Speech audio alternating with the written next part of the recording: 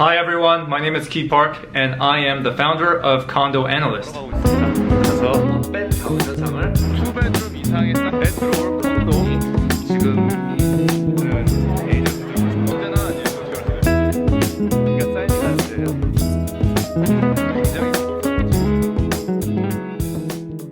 Before we get started, make sure you subscribe onto my channel so you're not missing any of my valuable condo advices for pre-construction condos in Toronto. So let's get started. In any investment, there are two things that you have to keep in mind. One is the investment amount and the other is the investment timeline. For the pre-construction investment, your investment amount is the total amount of deposit that is required to purchase a condominium. The investment timeline is typically between anywhere from 3 to 5 years, depending on the height of the condominium. The higher the condominium is, the longer it takes to build. Also, it really depends on when you purchase the condominium. If you go into the platinum launch, which is the first ever launch of any condominium, then your investment timeline tends to be a lot longer, whereas when you go in at a later stage, it tends to be a little bit shorter, as the construction might have already started and the date to completion could be a lot shorter. So let's start from the beginning. Right now, you are interested in purchasing a condominium. To give you the simplest picture of the entire purchase journey, today, let's just say you purchase a condominium, you sign the documents, and you pay the deposit structure over anywhere between a year to 2 years. Typically, you are required to pay anywhere between 15 to 20% of the entire purchase price. Let's assume your condo price is $600,000. If the developer requires you to pay 20% deposit, that means you need to have $120,000 in cash in your bank account ready to pay to the developer. These deposits are usually split into 5% increments. So it would look anything from 5% in 30 days, 5% in 90 days, 270 days, 540 days. That would be a typical extended deposit structure for a condominium.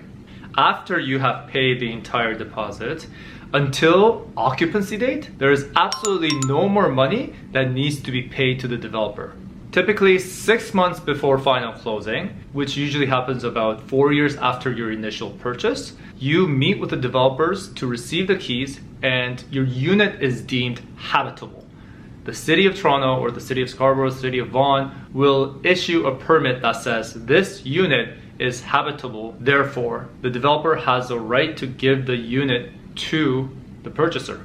And then after you receive the keys and move into your unit, a few months later, there's the final closing date. And this date is when you actually get a mortgage and you get a deed.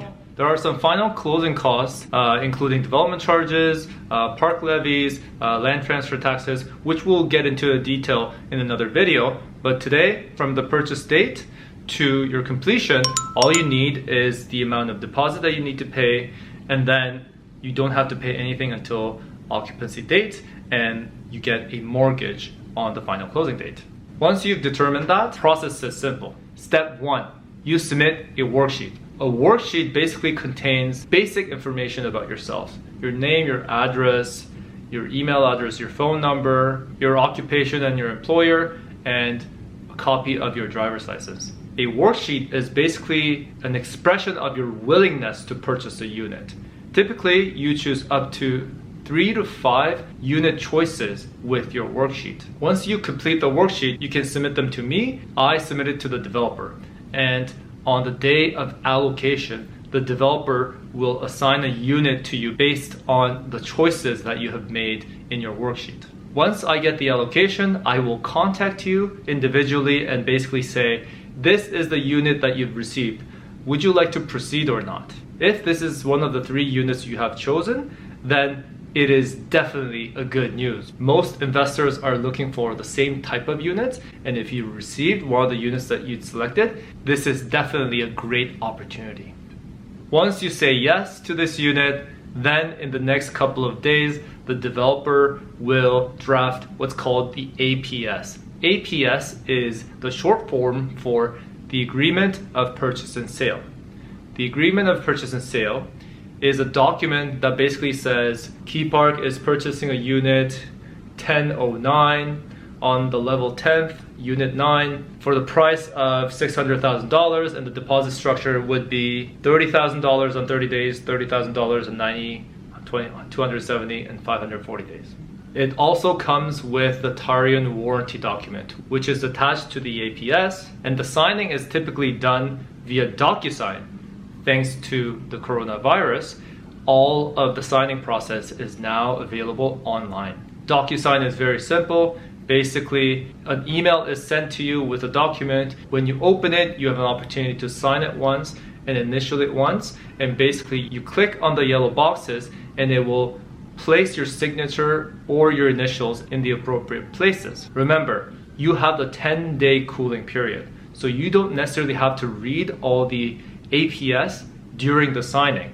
My recommendation is to have APS signed as soon as possible, so when the 10-day cooling period kicks in, I highly recommend that you send this document to your lawyer who specializes in condo closing and reviewing condo documents. The lawyer can help you review the document first of all and identify the clauses where he would want to see more protection being given to the purchaser. This service typically costs around $500 for the lawyers. But let me tell you this, it is always worth a lawyer review, as the lawyer can save you tens of thousands of dollars in closing costs if you have a good lawyer.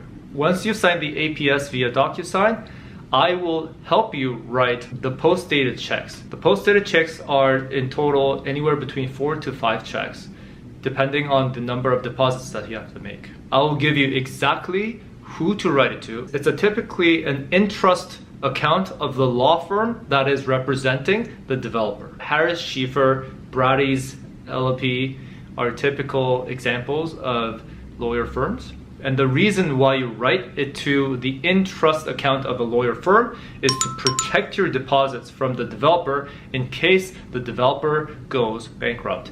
It is really rare to see a developer go bankrupt, especially if you've purchased from a reputable developer. Once you've drafted all the checks, you will take a picture of those checks and send it to me. I will check the accuracy of the checks and ask you to mail those checks into the developer's office or the presentation center.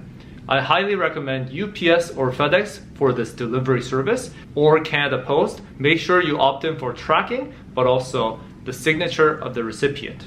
The checks are typically required within 24 hours of signing the document. If you live close to the presentation center, and hand the checks in yourself, if that's more convenient for you. After you submit the deposits, there's absolutely nothing you need to pay until the occupancy date. Now,